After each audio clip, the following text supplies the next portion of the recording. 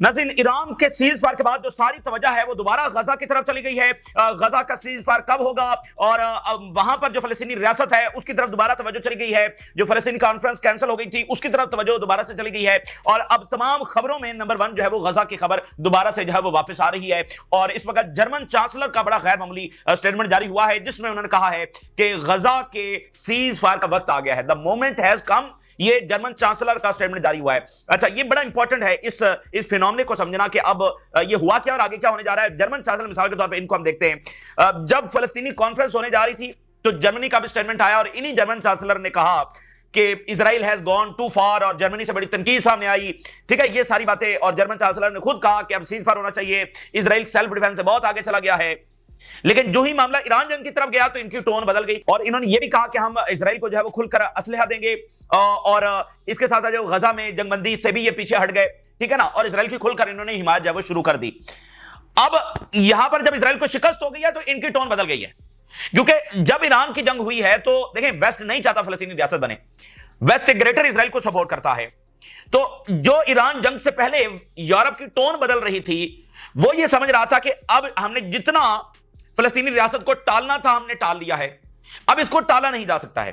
तो ईरान जंग से इजराइल ने यूरोप को कहा कि हम जो है वो पूरी तरह फलस्तीनी रियासत को उसके चांसेस ही खत्म कर देंगे, हम पूरे रीजन में नया ऑर्डर जो है वो इंपोज करने जा रहे हैं। तो वेस्ट ने कहा ओके, ठीक है ना, तो उसमें जर्मन चांसलर ने मुकम्मल खोलकर जो है सपोर्ट किया। तो अब जब ईरान के सामने जब इजराइल शिकस्त खा चुका है तो फिर वो बात तो वहीं की वहीं है। दुनिया फलस्तीनी रियासत की तरफ जा रही थी, गजा के सीज फायर की बात हो रही थी, वो तो मामला वहीं का वहीं है। तो जो टाइम लिया था नेतन्याहू ने वो उसमें उसको कोई कामयाबी हासिल नहीं हो सकी। अगर ईरान के खिलाफ इजराइल जीत जाता तो जाहिर बात है कि फिर वो वेस्ट बैंक को भी कब्जे में लेते और गजा को भी कब्जे में लेते। फिर मुझे बताइए उनसे किसने पूछना था? यानी जेनोसाइड के हवाले से दुनिया क्या कर सकी है और ताकत भी उनकी और नैरेटिव भी उनका सारा कुछ, फिर कौन क्या कर लेता इजराइल के खिलाफ? तो इसलिए ये बड़ा इंपॉर्टेंट मामला है कि इस शिकस्त का बरह रास्त ताल्लुक गजा से है। अच्छा, और आप देखिए कि गजा से जो बड़ी डेवलपमेंट इस वक्त सामने आ रही है और गैर मामूली ऑपरेशन किए गए हैं, गैर मामूली ऑपरेशन जिसमें दर्जनों इजरायली फौजियों के हलाक होने और जख्मी होने की रिपोर्ट सामने आ रही है। और इस वक्त इजराइल हिला हुआ है, यानी ईरान से हमले बंद हुए हैं, इजरायली फौजियों की हलाकतें बंद हुई हैं। ईरानी हमलों से तो गजा के हमलों से शुरू हो गई हैं। इस वक्त वहां पर बड़े घात लगाए गए हैं और उनकी हलाकतें जब इस वक्त रिपोर्ट हो रही है और ईरान का गलबा इस वक्त कायम हो चुका है और इजराइल उसमें दोबारा हमलों की कोशिश कर रहा है, वो भी हम डिस्कस करेंगे। लेकिन ईरान का गलबा कायम हो चुका है, मुख्तलिफ इस्लामी मुल्क जो है वो ईरान के साथ राब्ते कर रहे हैं, मुबारकबाद दे रहे हैं। साथ में गल्फ वाला मसला भी डिस्कस हो रहा है। यूएई के सदर की ईरान के सदर से कॉल हुई है, मिस्र के सदर की ईरान के सदर से कॉल हुई है, इराक से ईरान को कॉल हुई है, इससे पहले कतर, मलेशिया, पाकिस्तान, आगे पीछे ये कॉल्स हो रही हैं, रशिया, चाइना, तो ये कॉल्स होती चली जा रही हैं। मुमकिन है अभी उर्दुगान से भी बात हो। उर्दुगान जो है वो नेटो के इजलास में शरीक हो रहे हैं और ट्रंप भी नेटो के इजलास में आ रहे हैं और वहां पर उर्दुगान और ट्रंप की जब मुलाकात होने जा रही है। तो इस तरह ईरान को मुबारकबादें दी जा रही हैं क्योंकि ये इस्लामी तारीख का एक बड़ा गैर मामूली मोमेंट है, एक तारीख रकम हुई है जिसको हमने देखा है कि इजराइल को कोई शिकस्त देने के इस वक्त यानी उसने वो सलाहियत दिखाई है और ब्रेवरी है, ये सिर्फ और सिर्फ ब्रेवरी है, इसी के साथ शिकस्त दी गई है। यकीन मानिए ये जो करेज ईरान ने दिखाई है, अमेरिका इसी को टेस्ट कर रहा था, जो ट्रंप है वो इसी बात को टेस्ट कर रहा था। उसको लगा कि बस वो ईरान जो है ना वो फारिग हो जाएगा और जब टॉप लीडरशिप भी शहीद हो जाएगी और नीचे से लोग रिवोल्ट कर जाएंगे। ये सारा प्रोजेक्ट था, ये सारा प्रोजेक्ट था कि लोग रिवोल्ट करेंगे, इसको एक फेल्ड स्टेट बनाना था, इसको मुकम्मल इजरायली कब्जे में लेकर आना था। वो सारा प्रोजेक्ट जब नाकाम हो चुका है तो अब आप देखिए कि बरतानिया से क्या खबर सामने आ रही है। बरतानिया में एक नया फिनोमेना देखा जा रहा है और इसके साथ अब यूरोप के अंदर कि जो डिफरेंट बड़ी बड़ी आप कह लें कि कंपनीज हैं वो इनफरादी सजा के ऊपर अब इकदाम उठा रही हैं और इजराइल के साथ तिजारत वो खत्म कर रहे हैं। इजराइल से इंपोर्ट और एक्सपोर्ट दोनों, यानी इंपोर्ट भी वो खत्म कर रहे हैं। ये एक बड़ी डेवलपमेंट। और आज यूके का एक बहुत बड़ी कंपनी है जिनके यूके के अंदर हंड्रेड्स ऑफ स्टोर्स हैं, पूरे बरतानिया के अंदर हंड्रेड्स ऑफ स्टोर्स हैं। उन्होंने इजरायली जो इंपोर्ट्स हैं वो उन्होंने खत्म करने का जो ऐलान कर दिया है। किस वजह से? गजा की ह्यूमन राइट्स वायलेशंस की वजह से। तो बहरहाल ये प्रेशर अब गवर्नमेंट्स के ऊपर जो और बढ़ता चला जाएगा और सबसे ज्यादा इजराइल की हिमायत जर्मन चांसलर कर रहे थे। आज सबसे पहला बयान ही उनका आया है, मैक्रोन से भी पहला बयान जर्मन चांसलर का आया है कि गजा में सीज़फायर का वक्त आ गया। दूसरी बात जो ट्रंप की है, ट्रंप साहब खूब गालियां वालियां देकर और वो जहाज पर बैठकर नेटो के इजलास की तरफ इस वक्त रवाना है। और इस वक्त नाज़रीन जो एक बड़ी तब्दीली हम देख रहे हैं वो ये है कि साम्राज्य नाज़रीन कमजोर हो रहा है। यानी ये हम एक बड़ा दुनिया के हवाले से एक तारीखी टर्निंग पॉइंट देख रहे हैं कि साम्राज्य कमजोर हो रहा है और ईरान ने ये जो शिकस्त दी है अमेरिका को और इजराइल को इस साम्राज्य की जो कमजोरी है वो उसमें बहुत ज्यादा इजाफा होने वाला है और तमाम फ्रंट्स के ऊपर हम साम्राज्य को कमजोर देख रहे हैं। यूक्रेन की जंग में वो कोई काबिल कदर कामयाबी हासिल नहीं कर सका। रशिया के खिलाफ उसके वेपन्स जो वो कहता था सुपीरियर हैं साबित नहीं हो सके। यूरोप के साथ उसके फड्डे बढ़ते चले जाने हैं। तिजारती जंग में वो अपनी कोई भी चीज जो है वो इंपोज नहीं कर सका और आपसी इख्तलाफात भी बढ़ते चले जा रहे हैं। जापान के साथ मीटिंग होने जा रही थी अमेरिका की, वो कैंसिल हो गई है और उसमें नेटो में भी इख्तलाफात हैं। वो अमेरिका कह रहा है कि जो बजट है वो बढ़ाया जाए, हर मुल्क जब अपना बजट नेटो के हवाले से 5% करे। स्पेन ने कैटेगोरिकली इनकार कर दिया है, जापान ने मीटिंग से इनकार कर दिया है। तो ये आपसी फड्डे जो वो बढ़ते चले जा रहे हैं। साउथ कोरिया जो है वो चीन की तरफ जा रहा है, चीन के साथ अपने ताल्लुकात को बेहतर कर रहा है। जापान में भी ये सोच डेवलप हो रही है और मिडिल ईस्ट में ये चाहता है अमेरिका के यहां पर सिर्फ अमेरिकी राज हो और वो ईरान को शिकस्त देकर ये चाहते थे और उनका मकसद ये था कि चीन को यहां से मुकम्मल तौर पर निकाला जाए, लेकिन वो भी अब किसी तौर पर पॉसिबल नहीं है, बल्कि रशिया और चाइना का यहां पर जो इन्फ्लुएंस है वो और ज्यादा बढ़ने जा रहा है। ठीक है, और ईरान जो है उनकी आप देखें, उनके मिसाइल्स, उनकी टेक्नोलॉजी, उनकी लीडरशिप, उसकी क्रेडिबिलिटी और ज्यादा दुनिया के अंदर बढ़ने जा रही है। आप देखेंगे आने वाले दिनों में कि अफ्रीका सबसे बड़ा खरीदार होगा और ये मिसाइल अब आप देखेंगे कहां कहां जाएंगे। और 1991 में नाज़रीन दरअसल जब सोवियत यूनियन कोलैप्स किया है तो वो एक इंसानी तारीख का बहुत बड़ा लम्हा था, हालिया इंसानी तारीख का सबसे बड़ा लम्हा था। और जो बाद में हमने ये बड़ी जंगें, बड़े वाकयात देखे हैं वॉर ऑन टेरर के ऊपर के अमेरिका ने जो चाहा जहां पर चाहा वो घुस गया, उसको कोई पूछने वाला नहीं था। तो ये 1991 उसके साथ बरह रास्त उसका ताल्लुक है, क्योंकि उससे पहले दुनिया में दो ताकतें एग्जिस्ट करती थी, एक अमेरिका था, एक सोवियत यूनियन था। तो अमेरिका अगर वियतनाम में गया तो दूसरी तरफ से सोवियत यूनियन खड़ा है। लेकिन यहां पर क्या हुआ है कि अगर अमेरिका इराक में गया है तो इराक की दूसरी तरफ से कोई सपोर्ट नहीं है। तो वो एक ऐसा पीरियड था कि वो बस अमेरिका ही अमेरिका था। ठीक है ना। तो अगर ये भी आज जॉर्ज बुश वाला अमेरिका होता तो ईरान भी इराक बन चुका होता, मैं आपको बता दूं। ठीक है ना। तो ये एक बहुत बड़ा हमने दोबारा से टर्निंग पॉइंट हिस्ट्री का देखा है, उतना ही टर्निंग पॉइंट जो 1991 के अंदर हमने देखा था और उसने फिर पूरी दुनिया को बदला है। तो यहां पर जो वो दूसरी ताकतें हैं, साम्राज्य मुखालिफ ताकतें हैं, वो इस वक्त इमर्ज कर रही हैं, वो ताकत गेन कर रही हैं। और ईरान की इस फतह ने उस दुनिया की उभरती हुई दूसरी ताकतों के ऊपर मोहर सबत की है कि अब अमेरिका जो चाहे वो नहीं कर सकता है। वो यूक्रेन में फेल हुआ है, वो गजा में फेल हुआ है, वो तिजारती जंग में फेल हुआ है, वो ईरान के अंदर फेल हुआ है। ये मोहर यहां पर सबत हुई है कि अब साम्राज्य जो चाहे वो अपनी विल जो है वो इंपोज नहीं कर सकता। तो ये जो वर्ल्ड ऑर्डर की लड़ाई है उसमें ईरान की ये जो फतह है वो इसको और ज्यादा जो है वो डेफिनेटली तेज करने जा रही है। और ये पॉसिबल है कि हम ट्रंप ही के टन्योर के अंदर एक बिल्कुल बदली हुई दुनिया देखेंगे। और इसराइल जो है वो इस वक्त दोबारा जंग छेड़ने के पर तोड़ रहा है, क्योंकि उसको एक इबरतनाक शिकस्त हुई है और इस शिकस्त के साथ वो सर्वाइव नहीं कर सकता। ये बात बिल्कुल तय थी जिस दिन इसराइल को शिकस्त हो गई मिडिल ईस्ट के अंदर, उसकी हेजेमनी खत्म हो जाएगी और हेजेमनी खत्म हो जाएगी तो उसकी ऑक्यूपेशन जारी नहीं रह सकती। अच्छा, गजा में इसराइल को शिकस्त हुई है, लेकिन फर्क क्या है? फर्क यह है कि वो जंग जारी रखे हुए है और वो कह रहा है कि नहीं, वो यहां से फातेह होकर ही निकलेगा, वो ये कह रहा है। ठीक है ना। वो वहां पर जंग खत्म, उसको शिकस्त हो चुकी है, लेकिन वो कह रहा नहीं मैं जीतूंगा, यहां से मैं जीतूंगा। तो ईरान के खिलाफ वो हमें 12 दिनों के अंदर नतीजा आ गया और इसराइल शिकस्त खा गया। तो ये उसको मेजर डिफीट है जो यहां पर हुई है। तो इसलिए इस शिकस्त के साथ वो सर्वाइव नहीं कर सकता। तो यहां पर भी वो वही प्लेबुक दोबारा से चलाना चाह रहा है गजा वाली कि नहीं वो दोबारा ईरान के ऊपर जंग छेड़ेगा। ये दोबारा से बातें इसराइल से सामने आ रही है और इसलिए ट्रंप चीख रहा है और गालियां भी दी हैं इसराइल को। वो नेतन्याहू कह रहा है दोबारा ईरान के ऊपर हमला करेगा, क्योंकि एक यह है कि ईरान ने विक्ट्री हासिल कर ली है, दूसरा अब है इसको सस्टेन करना। जो जो दिन गुजरेंगे इसराइल की सुबकी पसपाई में इजाफा होगा, अंदर से सवालात उठेंगे, आलमी मीडिया के ऊपर सवालात उठेंगे, आर्टिकल लिखे जाएंगे, किताबें लिखे जाएंगे। तो ये अब है कि इस विक्ट्री को सस्टेन करना है। तो इस डिफीट के साथ इसराइल सर्वाइव नहीं कर सकता। ईरान से जो स्टेटमेंट्स आ रही हैं वो कह रहे हैं कि हम पूरी तरह से तैयार हैं, अगर इसराइल ने दोबारा हमला किया तो मुंह तोड़ जवाब जो है वो इसराइल को दिया जाए, क्योंकि अब तो ईरान के मोराल और भी हाई हैं। डाउन पहले भी नहीं थे, लेकिन अब जाहिर बात है और ज्यादा हाई हैं। और बाकी अब दुनिया भी समझ रही है कि भाई ईरान जो है वो इसराइल को बाकायदा टक्कर दे सकता है। तो ये इस वक्त की सूरत हाल है। अब गजा से जो हेडलाइंस आ रही हैं वो आपके साथ शेयर करेंगे। तवज्जो गजा की तरफ है, सवालात गजा की तरफ है, वहां पर क्या सूरत हाल है इमदाद की, ह्यूमन राइट्स की और भूख की, प्यास की, मेडिसिन की, अस्पतालों की, और सीज फायर कब होगा, किस तरह होगा, फलस्तीनी रियासत की तरफ अब किस तरह से बढ़ा जाएगा। तो अब आप जरा देखिए इसराइल की शिकस्त की आप जरा खबर देखिए। हमास अभी लड़ रही है और इधर ईरान के हमलों से इसराइल की हलाकतें रुकी हैं। तो गजा से खबर आ रही है कि वहां पर इनकी हलाकतें हुई हैं और मेजर कैजुअलिटीज हुई हैं। 2 बड़े एम्बुश हमास ने लगाए हैं, एक जगह पर 3 फौजी मारे गए, 7 जख्मी हैं, और एक और जगह के ऊपर इसी तरह भी इब्तदाई रिपोर्ट्स आ रही हैं, लेकिन उसमें भी इसी तरह की हलाकतें हुई हैं और वहां पर व्हीकल जब्त तबाह की गई हैं। This is huge. एक इजरायली फौजी का मरना, यह बहुत बड़ी बात है। अब आप देखिए कि 20 महीने से ज्यादा का टाइम हो गया है और आज भी ये खबर है कि वहां पर इनकी हलाकतें हुई हैं। तो एक तरफ ईरान से शिकस्त, दूसरी तरफ गजा में आज ही ये खबर आई कि वहां पर भी हलाकतें होगी। तो सारी बात है कि नेतन्याहू के ऊपर जो वो प्रेशर और बढ़ने जा रहा है। अब जब नेतन्याहू तो अपना वहां पर यही पोर्ट्रे कर रहा है ना कि देखो देखो मैं तो जीत गया। अब उसने जो स्टेटमेंट जारी की है उसने कहा कि हमने ईरान के हवाले से तमाम जो वॉर गोल्स है वो अचीव करने। भाई कौन से गोल्स अचीव किए? ना न्यूक्लियर तबाह हुआ, ना रिजीम चेंज हुआ, कुछ भी तो नहीं हुआ। तो वो कह रहा है लेकिन मैंने गोल्स अचीव कर लिए। तो बहरहाल वो अंदर यही पोर्ट्रे कर रहा है क्योंकि सियासी तौर पर भी तो फारिग हो चुका है। तो वो लोगों को अपने साथ सेटलर्स को साथ मिलाने की कोशिश कर रहा है। The security event has been ongoing for 2 hours in Gaza. पिछले 2 घंटों से ये सिक्योरिटी इवेंट वहां पर जारी है।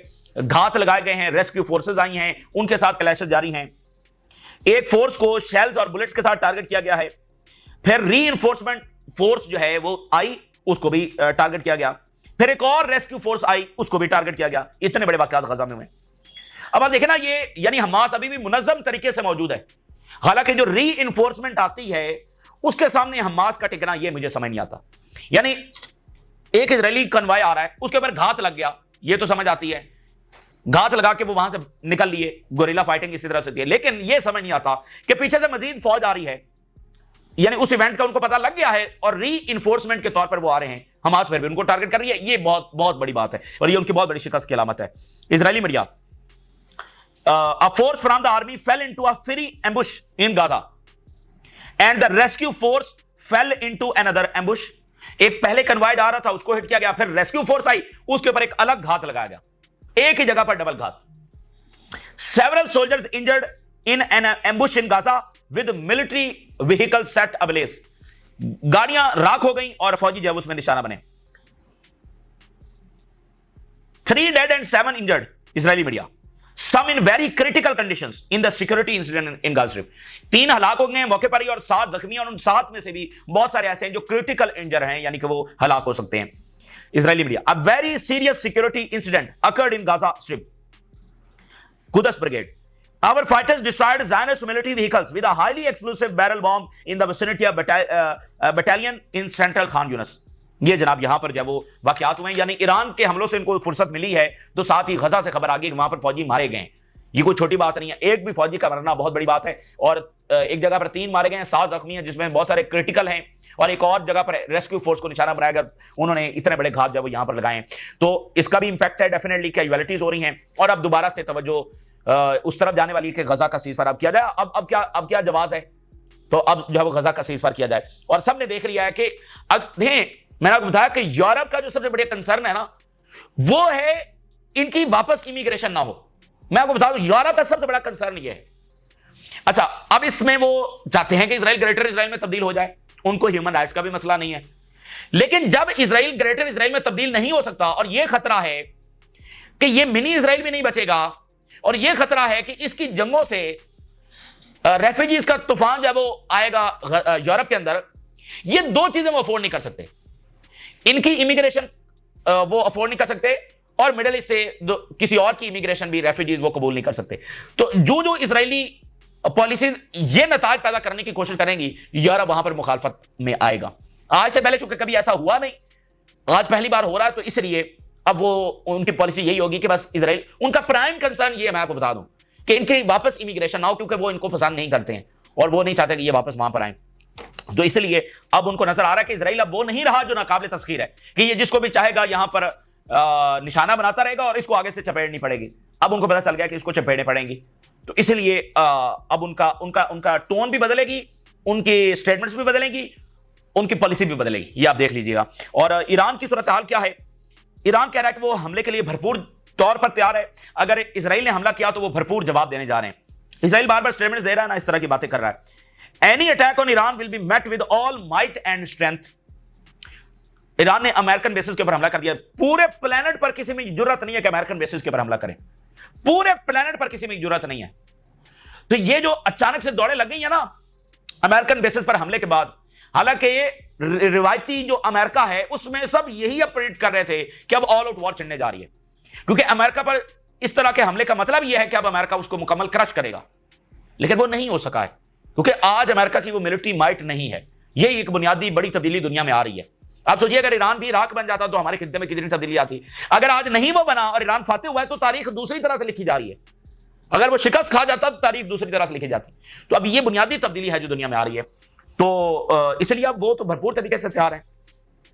We are prepared to respond to any attack and Washington is the side that initiated message to stop the war. Qatar ने भी इस बात को कंफर्म किया है कि अमेरिका से ये मैसेज आया कि सीज फायर करो, और अमेरिका को इजराइल ने कहा नहीं कहा, जो भी मामला है। The settlers entity must know that they are the victims of Netanyahu strategic mistake. Very important. अब ये नेतन्याहू ईरानियंस को खिताब करता है ना, तो आज ईरान ने इजरायली सेटलर्स को खिताब किया। उनको कहा, प्रॉपर खिताब तो नहीं लेकिन उनको मैसेज जारी किया है कि you are the victim of Netanyahu's strategic mistake. Macron ने भी यही अल्फाज इस्तेमाल किए थे, स्ट्रेटेजिक एरर होगा। और जो इससे पिछले सेक्रेटरी ऑफ डिफेंस थे अमेरिका के, उन्होंने कहा था गजा पर हमला करने से पहले इजराइल को कि स्ट्रेटेजिक डिफीट होगी, स्ट्रेटेजिक डिफीट होगी। तो स्ट्रेटेजिक जो मिस्टेक नेतन्याहू ने की है, ईरान कह रहा है कि तुम उसका खमियाजा भुगत रहे हो। और ईरान का जो सरकारी मीडिया है उसने हसन नसरुल्लाह की जो स्टेटमेंट है उसको कोट किया है। The era of defeat is gone. शिकस्त का जो अहद है उसका इख्तिताम हुआ। And the era of victories has come. और फतुहात का जो अहद है वो आ चुका है। ये हसन नसरुल्लाह की स्टेटमेंट है जो अभी ईरानी मीडिया के ऊपर कोट हुई है।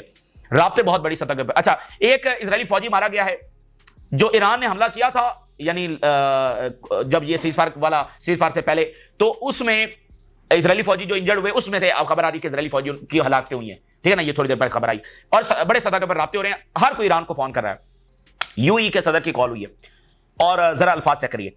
यूएई के सदर ने कहा कि मैं खुश हूं विद आपकी जो डिस्कशन हुई है अमीर कतर के साथ। ये यूएई के प्रेसिडेंट ने ईरानी सदर को कहा कि आपकी जो अमीर कतर के साथ राब्ता हुआ है, मैं उस पर खुश हूं।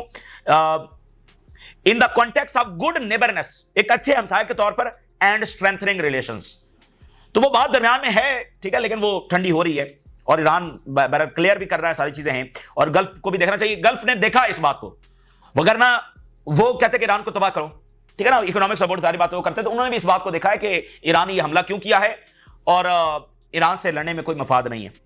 इजिप्ट के जो हैं वो भी, इजिप्ट के जो राब्ता हुआ है, ये भी बात क्या कर रहे हैं। We do not accept any infringement on the sovereignty of Gulf states और violation of the territorial integrity of the Arab states.